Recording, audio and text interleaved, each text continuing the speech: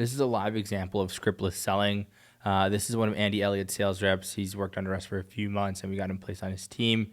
This is exactly what scriptless selling should look like. It's an exercise we do called Columbo, something we created at Iman Gadzhi's team. Take from this video what you will, use this on a daily basis, train with Columbo. I promise you, eventually you will learn how to sell scriptless if you just do this one exercise. If you watch it to the end, I break down exactly what I would do if I wanted to sell scriptless, what I would be doing on a daily basis, and I answer all the questions that you're probably going to be asking to yourself after watching the live scriptless selling review. I actually work for Andy Elliott, and what I'm selling is a BizOp high ticket sales offer. The prospect you have to be, we work with anybody, B2C people, some people that have experience in sales, some people that don't, people that want to get into the space, people that want to learn and just make money online. Jalen, Okay. any questions for you? Is that clear, bro? Yeah. So you said just make sure like you guys kind of work with like anybody who just wants to go in the online space, basically. Yep. Okay. Well, I'm going to spotlight you guys so it looks a little more realistic for you both. And then I'll put 5 minutes on the clock, just run through it, and I'll stop you guys when 5 minutes is over, okay? Sweet.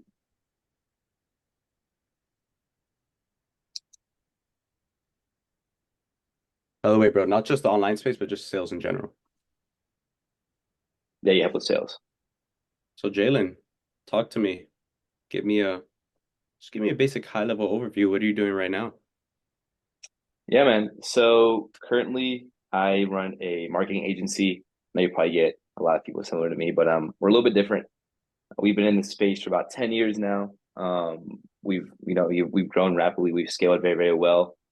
But now I'm looking to start a higher ticket offer than what I'm already doing now. And that would just require a little bit more expertise in the field of sales and whatnot. So that's kind of what brought me here. What has you looking to, start a higher ticket offer? We've almost been kind of like we've hit goals that I've always wanted to hit with the business, but it still has kind of felt stagnant. Like I said, we've been doing it for about 10 years now. And there's just like this threshold that we haven't got to pass. Like we've been making good numbers, but we just haven't passed this certain threshold. So I know with this new offer that we're creating, if we have the right people on board, we will crush. When you say that certain threshold, what exactly does that look like? Yeah, for me, man, that's $1 million per month. Right now, we're probably around like 600K per month. We've been around there for, like I said, probably the last 3 years. Before that, 300K for about 4 years. So if I can get to $1 million a month by next year, that's the goal with this new program.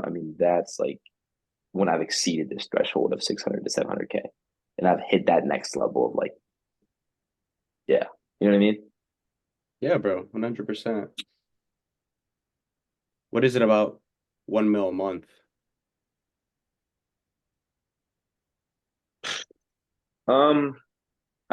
Being able to be at 600K for so long per month. My team isn't massive, Lewis, to be honest. We have like about 15, 20 people. So I'm not putting much output into the business. So I keep a lot. And I've been able to live a nice life, bro, truthfully. But I think being able to hit a mil a month will allow me to provide a lot more for my family, in terms of like safety for long term. Because that's like my always been my goal, long term safety.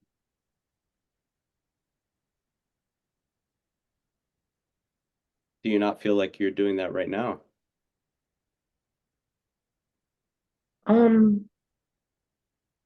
Good question, Lewis. I feel like right now I am doing a good job at it, but I am only giving my family so much safety just because my business, it is older and we are doing good numbers, but it's not rock solid to where if, God forbid, if I were to be in the grave tomorrow, I know it supports them. You know what I mean? Yeah.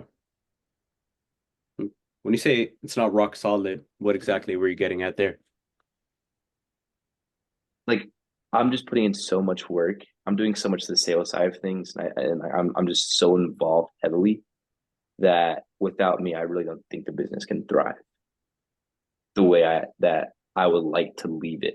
You know what I mean? I want to leave it like no one even has to touch it. It's it's a workhorse, you know? Yeah, I mean, well, why is delegating important to you?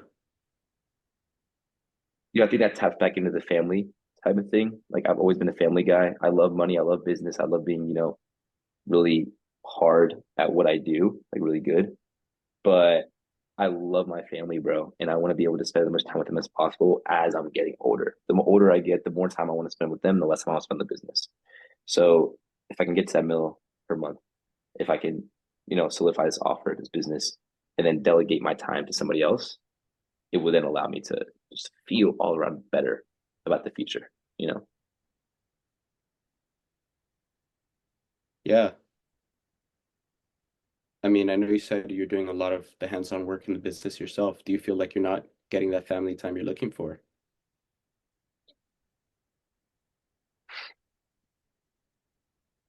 I wish I can be getting more, you know? I wish I can definitely be getting more. Like I reserve a day a week to them. Well, and then Sundays, of course, so technically 2 days. 2 days a week for them, but the kids have school. The wife, she stays busy. So even though I dedicate time for them, it's still like we only get like a couple hours. You know what I mean? Like we haven't took a family trip, bro, in God knows how long. And that's like something that's important to me, honestly.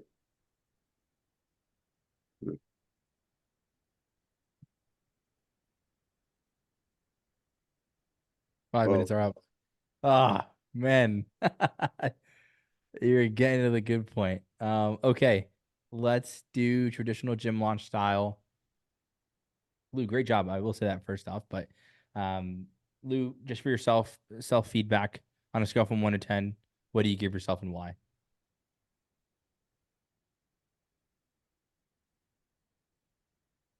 I'd say I give myself a 5. I think I think I did a good job of, kind of pulling out the emotion out of, a higher level B2B guy doing like 600K a month. A lot of those guys, are really just they don't like to talk about the emotion. They just want to stick logistical for the most part. So I think I did a good job in bringing that out. I think I could have really improved,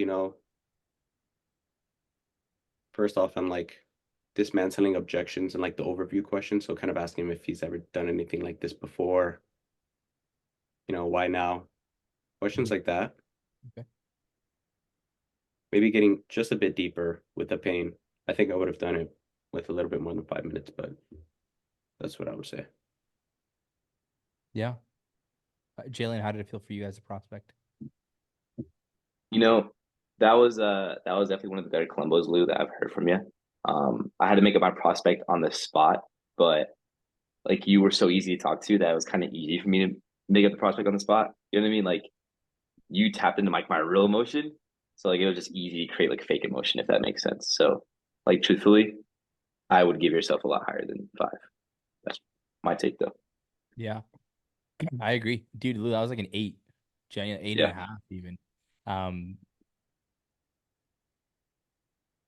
a few things I could critique you on, but I mean, like, the silence was strong. Like, you had good silence. You held silence well. You went deeper on every single question. Like, it's not like you just took what he said for face value and just accepted it. You questioned everything. I do think the way you ask the question can be articulated better, right? And I think you try to grab onto certain things that you just don't understand, which is good. But I still think there was points that you could have went down a different direction where like I don't remember exactly what he said, but like earlier on in the conversation when he said like something about it being like rock solid, and he said something else, and it's like I understand you want to get clear on what rock solid meant, but I think the other piece was more important. I don't remember what it was exactly, so I can't give you like strong feedback on that. But how you articulate the question when you were like about the financial goals, and you like what is it about a million, and then he kind of stopped, and even I was like, was he not going to finish? And then Jalen was like, oh, because if it was Yeah. anybody else, I'd be like, well, what do you mean? What is it about a million? Like he should have just. I mean, I know you're trying to be short with the question and direct, but it's like, what is about a million that's so important to you, or like, why $1 million? Like, why that number? How'd you come with that number? Right? Whatever it is, just being like, just articulating that a little bit better, because then you just don't want to cause confusion, because it can come across as like you're not smart if you ask it like in a certain way, right? It's like Yeah. depending on who you speak to. Not that it's a big deal, but just I think you did like 2 or 3 times, and I think that's your biggest room for improvement. But overall, as a Colombo, I mean, I'm sure you know, like, this is top of mind always. I literally have it right here. Um, like you were on the flow chart pretty closely. Like you started off with the intro.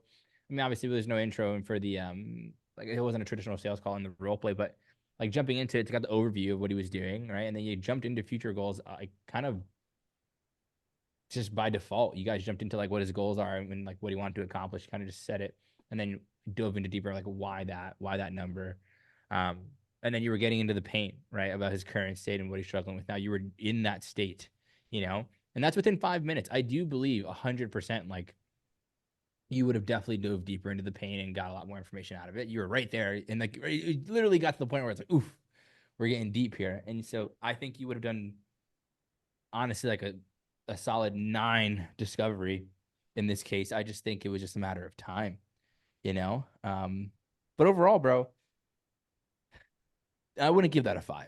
No, just because there's so much more room to. There's more room to improve, yes, but you're not that far from being at like great for scriptless selling here. You definitely put the reps in. I could definitely see a lot of improvement, bro. For sure. For sure. Um, don't be I got a quick surprised. question, JJ. Good. So you said when you pulled up the flow chart, you were like, we kind of got into the goals by default. Let's say hypothetically it didn't happen by default. When would you then, would it just be like high level question and then what after the response go into goals? Or would like when do you think is the best time to go into that? If there's a black and white answer. When to transition to goals is what you're asking? Yeah, sorry. Yeah. I always look at the overview as like, okay, what are you doing now? If anything glaring or obvious or something crazy stands out, like obvious pain or like they're very weird about mentioning, what they're looking for, and they're very uncertain on that. I'm gonna figure that stuff out before I get into goals, right? We need to have clarity around those things, or even if they don't have clarity around what direction they want to go down. Like I'm not even so sure that I want to even do sales. Then it's like, well, why the fuck are we on this call? You know. So making sure that's all clear before I jump into a goal, right? If that's all concrete, if someone comes in, they give me a huge overview and they give me 5 minutes of a spiel of what they're doing, what their goals are, all this stuff, and just all this information, as long as there's nothing like glaringly like bad about it, they're just super convicted in what we do, then I would literally just be like, so the goal is to XYZ? Yeah. And then how soon do you want to get started with something like that? And I'd ask that question. I'd probably even pitch right after that, just depending on how convicted they are and what we're doing. Right. But that's obviously like a more advanced strategy. Right. But genuinely speaking, like when you get away from that script and you really listen to people and you hear what they're saying for what it is, they'll give you everything you need. I just think like when you have a script and a framework in front of you, you just don't listen. You really don't. Like you just don't hear what they're saying. And then you skip over all the things that are important. And so Lou did a good job of not skipping over that stuff. But some people will literally just follow a framework and like just ask one question, what are you doing now in sales? And then jump into goals. That's not the whole intention of an overview. It's not just to get that one question out and jump into goals. Because if someone's like, yeah, I've been thinking about starting this for 6 months now. I'm just not so sure if I want to do sales, copywriting, or I want to do an agency. And then it's like, well, are you certain you want to do sales? Is that why you're here today? And if they don't say yes to that, then you just don't know. You could just be assuming this entire time, okay, cool, they're here to do sales. But because you have a script and framework, you jump to that next question versus asking like, okay, cool, did you commit to doing sales now? Is that why we're talking today? And if they say no, then now you know, okay, cool. Like, we need to break that down and be like, then why are we here? And then if they're like, yes, then cool. Now you can move forward. You see what I mean? So it's just making sure that you don't just kind of walk over a dead body, for a lack of better term. Does that make sense? Yeah. Yeah. Makes a lot of sense. Thank you. So I have a quick question. Yeah. On an example like that, somebody doesn't really know, they're just looking around different ways to make money online. And you ask them, well, are you here for sales? And they just say, oh, I really don't know. I'm just looking for more information. How would you handle that? Like, when does it get to the point that, you just take them off the call and, protect your energy? Yeah. Really good question. If they say they don't know, then trust me, you don't know either. Like, there's no way you can tell them, like, okay, this is what you're here for. You can ask a couple more questions, right? So if someone's like, I'm not so sure. I'm still looking around, this and that, da da da da da. And then so I would ask just blatantly, okay, cool. So then tell me this, though, like, what are you looking for from the call today? Like, what's your ideal outcome? And they'll be like, well, give me an answer. Give me an answer. I'll role play with you. Like, what's your ideal outcome? Tell me. Just find out more information about what you guys do. Yeah. And when you say information, Lou, what does that mean exactly? Honestly, just see if I think you guys could help me. Yeah. How would you know that we could? Like, what stands out to you? Like, what in your mind is like the solution that you're looking for? Like I just saw your guys' ad. I don't know too much about like the remote space, so if I feel like I align with it well, like when you ask what, like I don't know, like if I could have freedom for myself, freedom to kind of control what I do when I do, and kind of how it all works, I think it'll look good. Yeah. Okay. Well, how familiar are you with us and what we do here? I mean, yeah, I've seen a couple of videos, and after that, the ads started popping up, so I just went ahead and just wanted to find out about what you guys do. Yeah. Yeah. And then at this point, I'd give you a breakdown, like I give like a 1 minute breakdown of who we are and what we do, for example. Um, and then I'd say, does that sound like what you're looking for, Lou, or not really? Yeah, it actually does. Okay, cool. Now, before we even kind of continue the conversation, um, is this something that, if it all makes sense, like you would commit to? Like if the sales sounds like exactly what you want your life to look like in the structure of it, is this something that you'd be willing to move forward with today? Or is this something that you're just looking for information, you just want to get on your way? Yeah, that'll be great. Probably today, to be honest with you. Yeah. So I would, because the synopsis, so for example, I'll give you how I would say a viral coach, right? When they would come in and it's like, they would say those same exact things. Like, I just saw an ad. I don't even really know who you are, what you do, bro. I just kind of saw an ad, da da da da da. And so like I just kept getting that so often. And so just to give you context, just because I don't know who else will see this, but viral coach was scaling through short form content, right? And so um, prime example, if someone was in sales and they were like a little bit of like a smaller influencer building out short form content, I'd say, who's your biggest competitor? And they'd always be like Andy Elliott, Grant Cardone, Jordan Belfort. And I'd be like, cool. So what we do here at Viral Coach is, those short form videos that you're creating and that Andy Elliott goes viral for every single week, every single day, right? What we'll do here at Viral Coach is create converting, eye grabbing attention content that reaches the audience that you want, right? So right now, Andy Elliott getting millions and million views every single day, he's taking your clients, right, as a competitor. And so what we'll do is create your content and make sure that your free content is better than Andy Elliott's free content. In turn, what happens is, yes, you will go viral within your niche, sure. But what they also assume is that if your free content is better than Andy Elliott's paid content, then your paid content is also better than Andy Elliott's paid content. Meaning they will see a free video and then pay you for it after, because they're just going to assume that your content and your paid content is better. Does that make sense? That was a little sloppy version of it. I haven't done it in a while, but like that's what I would say in 1 minute if they didn't really understand who we are and what we do. Like, does that sound like what you're looking for, Lewis, or like not really? And they'd be like, "How the fuck can I do that?" And I'm like, "Well, we'll discuss it." And now their pants are down and they want to tell me everything because they want to make sure that they can actually do that, because everybody wants to be able to compete with like whoever's beating them. And so at that point, like if it's like, they're not really so sure. Everybody knows Andy Elliott, of course, right? But if it's like, like, oh, I'm not really so sure what the program is for, the community, this and that. I'm not so sure what you guys would even do for me. Focus on the results. Be like, what we do here in the community, it's going to be X, Y, Z. Like, we'll get you your first job. We'll make sure you never have to look at a framework or a script again and not know what to say or how to say it. We'll make sure everything is super, super clear, and you can talk to any prospect and take money from them on that call. Does that sound like what you're looking for? Something as simple as that. Just focus on the results. And they'll be like, fuck yeah, I'm struggling with that right now. How can I get that? You ask them a few questions, and now they're just in that vulnerable state where they want to tell you everything because they want it. There's more of a desire. You build that interest. But after I give that synopsis, if they were like, no, it's not what I'm looking for, dude. And I'd be like, have a great day, man. Get out of here. Like, don't waste my time. And then even the commitment question, like it's a little forward, but I'd ask that just to be like, I mean, it's a little rough, but it's like, okay, cool. Like, would this be something you're ready to commit to if it all makes sense? And you got to make sure you say if it all makes sense. And they're like, well, it depends on the value, this and that. Like, it's okay if they say that, but most of the times they'll be like, well, yeah, I do need something like that. Because if they don't need it, like, I'm telling you, they would not be on that call if they didn't kind of need it. They wouldn't.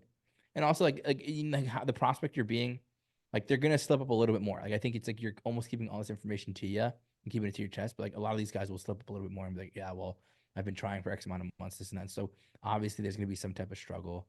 There's gonna be something that's like glaringly obvious while you ask those questions, because not every prospect, like you know how to be a tougher prospect, right? You can do that pretty well because you play prospects all the time. It's what you do for a living, And so a lot more people will be a little more blunt and honest and direct about what they're really looking for and what they really need. And people just don't want to waste their time either. And so like they'll be like, look, I'm looking for this exactly. If you can give me that, that's what I'm here for. Or you could even go down the route of like, well, if you're looking for more information, I don't think you'd be hopping on calls every single day just looking for information. Am I right, Blue? And you'll be like, yeah, it's pretty true. So we can solve this problem, and this problem. Do any of those three resonate with you at all?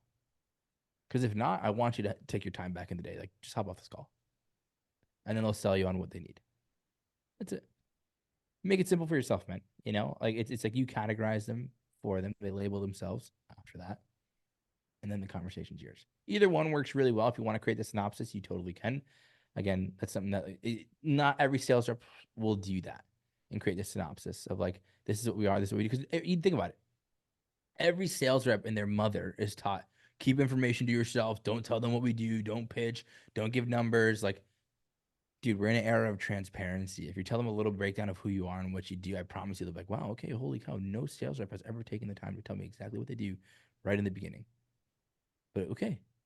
Yeah. And I didn't pitch them. I just broke down to them what we do in a very creative way that sounds very enticing. And it's like, fuck yeah. Let me hear you out. And I closed somebody in 15 minutes on a $15,000 offer, just giving that synopsis. When he had no idea who the fuck we were. No clue. Jalen actually said him too. It was Michael. Michael, I forgot his last name, but he was in real estate. Jalen, I think you remember him. Nice background. Really nice background. But yeah, he didn't really know who we were when he had the mic call either. I think he was just, I don't know what he was doing. Lou, does that help? Yeah, 100%. I had one more question for you, bro, just out of curiosity. So I feel like a lot of people are afraid, to hop into scriptless because they're afraid that they're not going to know what question to ask, right? When you're in the framework, it's kind of that safety. Yeah, you already know what you're going to ask next. So how do you deal with that? Another good question. Think about selling and dating are like the same thing. And even just your everyday life, bro. Like, you would never go on a date with a script. How weird would that be? Whether you brought a script or the girl brought a script.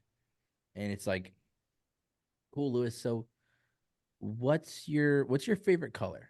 And then it's like, red. Okay. And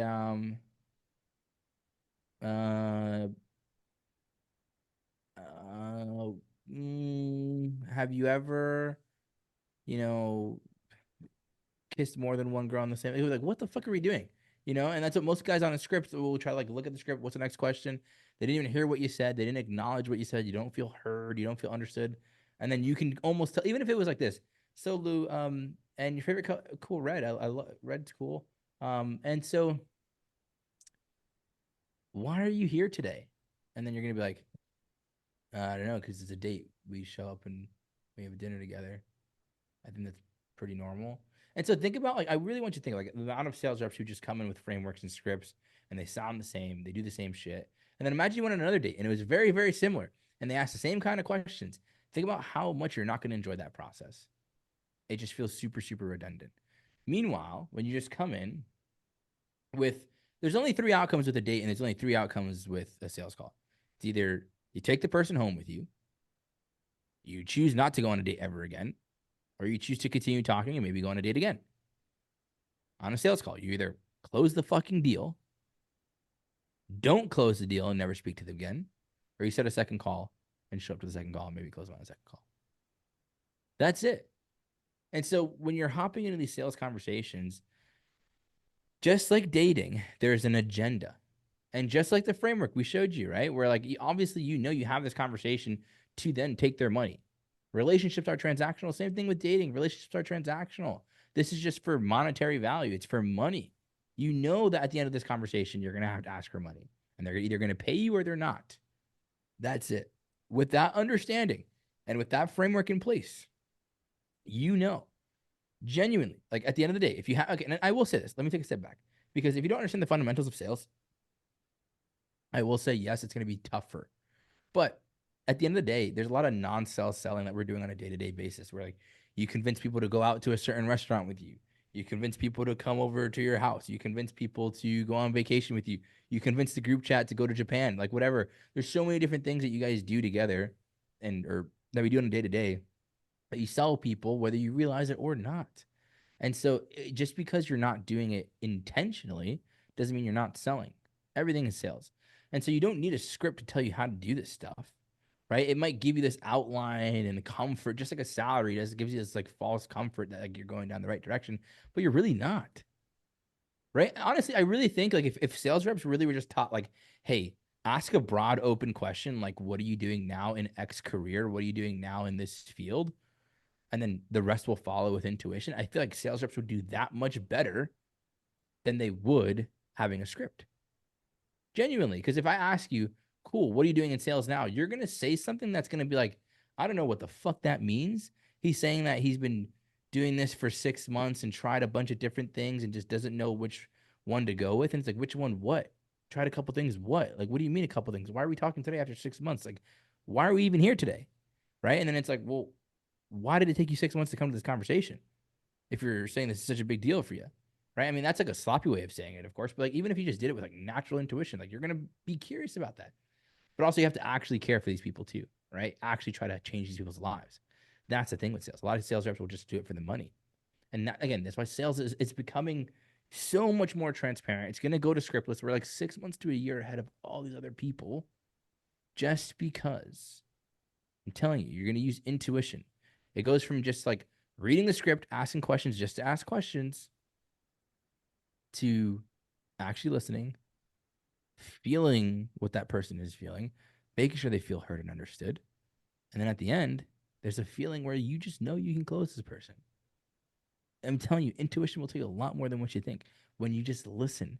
But just like, dude, I want you to understand this too, Lou and Jalen. I mean, like, you guys have been working with me for a long time now. I just think about it like this, right? Like, it's like we work remote and when we're in person together, like just being on the phone and how not present we can be by just being like this and taking calls and texting and trying to follow up and doing all this stuff.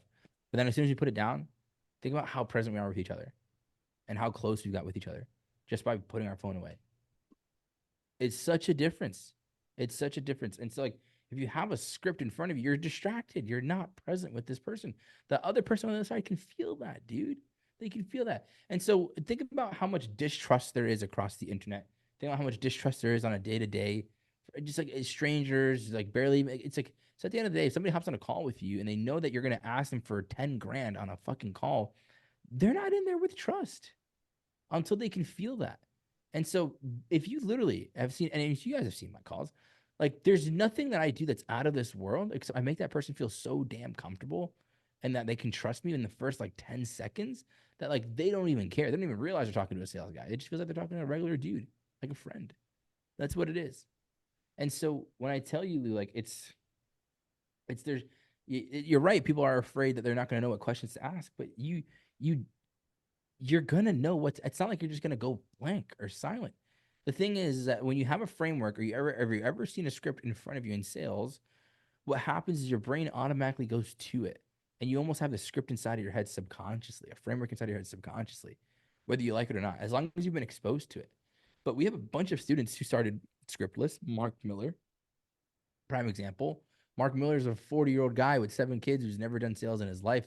After 14 days, he's closing for a freaking ex-Olympian. This guy is a huge company.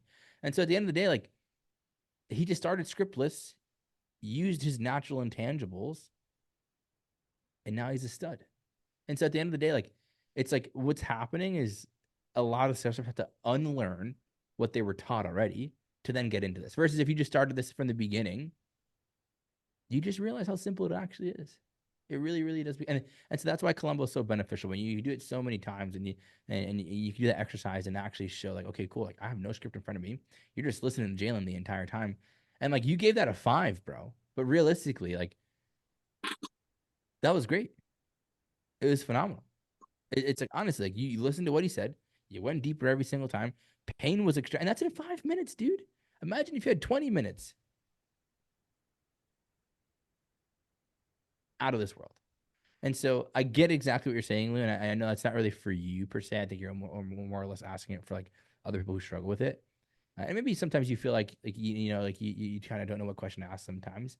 But I always will circle back to the fact that like if you don't know what question to ask, you probably didn't listen close enough. It's as simple as like the last thing that person said is probably one of the most important things, right there. Because the thing is, you're sometimes like we need to learn how to listen better. And it's like people will say a lot of things that are important, but it's important to you. But what's important to them?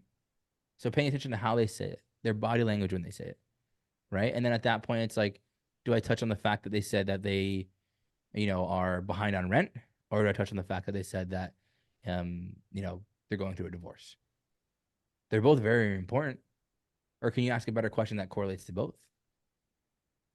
Right. And so that's where it's like when you listen like well enough, like some people are like, yeah, money's been tough and I'm not so sure like what I'm gonna do because I'm behind on rent. But like, yeah, it's just I can't get my mind off my divorce with my wife. The divorce is actually more important. He almost is like, yeah, like fuck, like I'm behind on rent, but my divorce is crushing me. And so touching on that would be way more important. But that's just like again, understanding like if you're having a natural like if you're having a conversation and it's natural, like you're there's gonna be multiple things that go on in a conversation, but it's like you're gonna touch on what's most important to them most of the time. If you want to seem like a good communicator, you're not gonna be selfish in conversations. You don't nobody if you're selfish in conversations, you just become not likable, and nobody wants to be not likable. And so the whole thing you need to do throughout this whole sales conversation, and again, this goes back to so many other things which we can touch on in the future, Lou, but like the intangibles, because you could naturally be a selfish person and not give a fuck about anybody, and then just all your conversations are about you narcissistic as well. A lot of people are like that. I'm sure you've seen many people like that. And that's when they get into sales, they think, oh, I'm a good talker. And they think they can just be good at sales. Like, what's fucking bullshit? Like, whoever told you that is crazy. Like, it's like, how well can you listen to then get information out of somebody? And people also think like they need to repeat back words to you, like to the prospect and be like, oh, and so that's your problem. You're struggling with like who dude, shut the fuck up. I know what I said. Okay. But what you do with silence when you're like,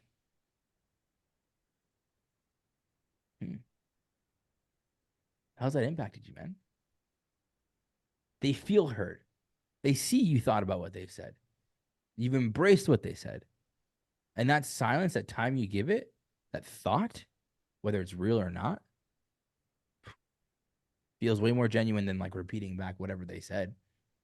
Because at the end of the day, you just repeat back to them what? And you're not going to do that in a conversation. You would never do that.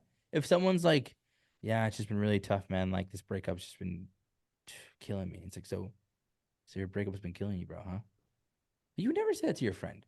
It'd be like, why is it so hard, man? Like, she wasn't a good girl anyway. Like, you see what I'm saying? It's just like you would never do that. Yeah. Like, why are you getting away from like what you naturally do as a human and what you naturally do? It's just a regular conversation. There's no difference. And so that's what has to change for a lot of these guys. I understand there's no difference between those things. So sorry, it's a little bit of a tangent, but hope that was helpful, bro. Any other questions? I have one for the this one not in particular for me, but maybe for other people out there. I'm using this, but earlier you said something about scripts, like if people have to unlearn if they already know how to sell with a script. If someone wanted to unlearn script selling and go to scriptless, what does that look like? Like how should they go about that? Yeah. I'm a firm believer in moving with speed. I would say get rid of the script, whether you're ready or not. There's never a right time. Columbos on top of Columbos. That's what we did for Mimon's team, which is the exercise that we did here, of course, which is 5 minutes on a clock. You run a discovery, no intro, no pitch, 5 minutes. And what we're typically supposed to do is create a prospect. I mean, obviously Jalen did it on the fly, but you'll be like, hey, I'm 32 years old, right? The closer who was playing as the closer, so like Lou would be in the waiting room. You then bring in a prospect, which would be Jalen here, and then you would create the prospect with like either your sales team or just whoever's working with you if it's one on one, whatever. But it would be like, I'm 32 years old, in corporate sales, want to transition to remote sales. I'm going through a divorce. Have tried applying to jobs, can't get any roles because they want them to have remote experience. Paid somebody in the past and got scammed. Like all these bits of information that would actually be a real prospect, so that the prospect, whoever Jalen in this case would be, a better fake prospect and more realistic of a conversation. And then Lou would have to extract all that information within 5 minutes. That's typically how you're supposed to do it. So that way you understand and know if you are actually extracting positive and good information or you're just extracting bullshit. And so if you can throw away the script immediately, do Columbos, right? Because you have no script in front of you in a Columbo. It's just you and the prospect. That's it. And you're trying to get as much information as fast as possible. That way, when you do have time, you start to realize, wow, if I just listened, I get all the information I do need. If I take my time and I hold silence, in 20 minutes, I can get absolutely everything I need, get into this emotional buy in where no matter what I say, what I do, they're going to buy. That's it. And so, Columbos, get away from the script as fast as possible. And then from there, I think if you start to self-analyze your calls and recognize where you were not listening, and also when you're just asking questions just to ask questions, because that's what I think 99% of reps do. They just ask questions to ask questions, and they throw out a pitch like a fucking Hail Mary and like, yo, I hope this shit closes. Like there's no obvious sign at all that this is going to close. There's like, it's just like proposing. You're not going to propose to a girl if you know she is not going to say yes. You would never do that. Like you're not even going to ask a girl on a date unless you know she's going to say yes, or ask her to be your girlfriend if she's not going to say yes. So why the fuck would you ask somebody for $5,000 if you don't know if they will say yes or no, or you don't even know if they're even going to say yes at all? It just doesn't make any sense. And so that's where it's just when you can treat sales as a conversation and get used to treating it like a sales conversation, or getting used to treating sales like a conversation, um, it becomes way more obvious. Like, wow, that person was not ready to go. Wow, that person was ready to go. I just missed it and asked them a bunch of dumbass questions after they were ready to go. Or I pitched way too long and now that emotional buy-in is gone. I mean, these are all, next level conversations we can have. But yeah, I toss a script, do Columbos every single day, 3 times a day. And I promise you in 2 weeks, you'll be top closer easily. It'll be like a brand new experience. And just because I tell you, like, nobody's doing this. Well, I say nobody, I mean, there's a few thousand people, yes, in the community who are learning it and doing it, sure. But you're 6 months to a year ahead of everybody. So if you do that, I promise you to change your life. Yeah. Good question, Jalen. Any other questions, boys? Well, it's 12:12. I don't know if that's make a wish time or not, but we can call it a night, guys. If you need anything else, let me know. I'll see you guys in a few hours. Later. Bye, boys.